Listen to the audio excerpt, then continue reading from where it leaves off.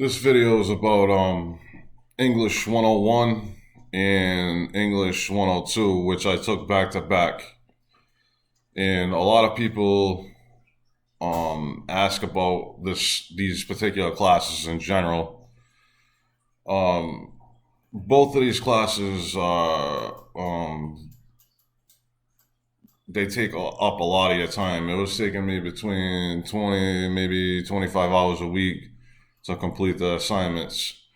The most important tool that you can have for these English classes is probably Grammarly.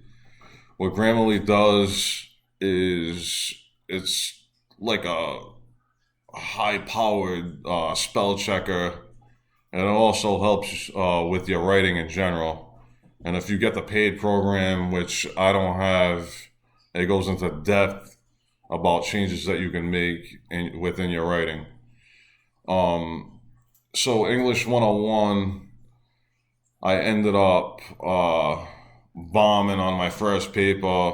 It was a rhetorical analysis, and I had no clue about how to even write in this style, and I screwed up the whole paper, so I had to play catch up the whole time, the whole entire time. Both of these classes focus on rhetorical concepts in writing, like rhetorical analysis.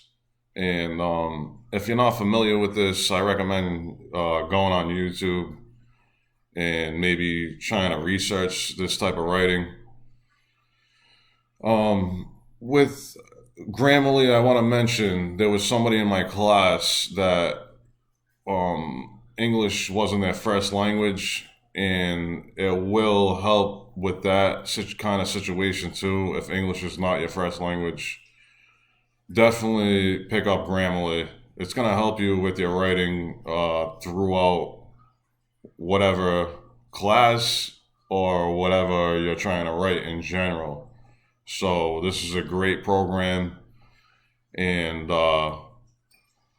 you can't lose. And if you don't plan on picking this up, you're making a big mistake.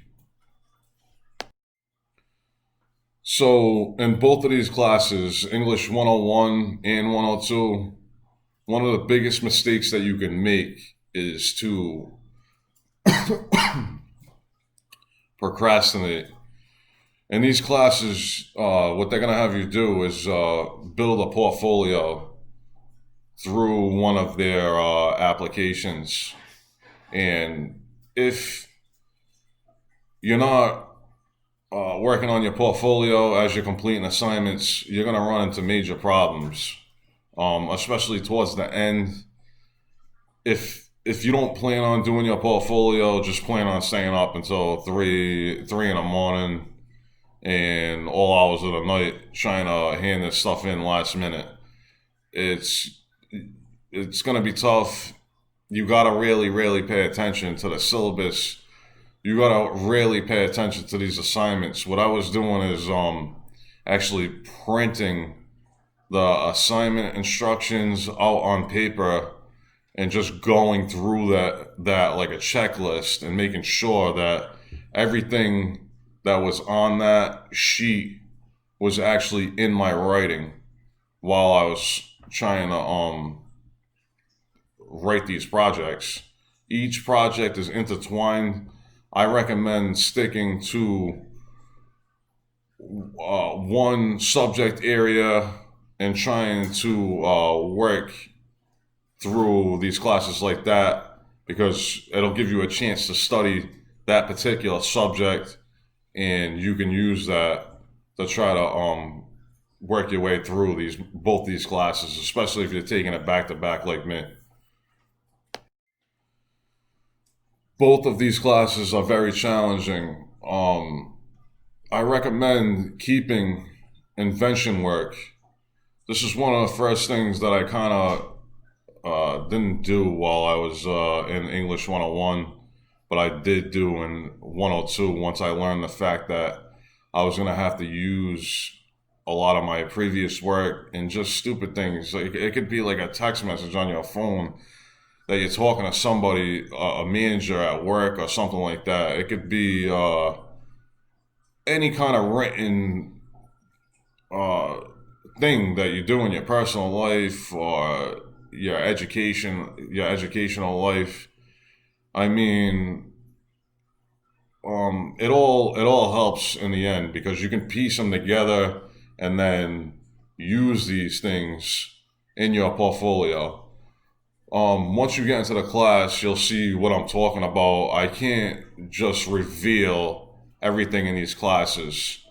Um, it just puts me in a sticky situation trying to do that. Well, what I can do is try to explain my shortfalls, and maybe that'll help you.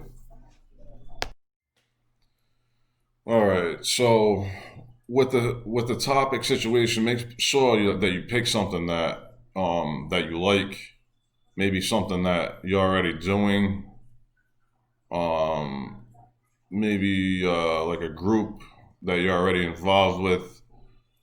Like my topic was pretty much on the Teamsters and running big business.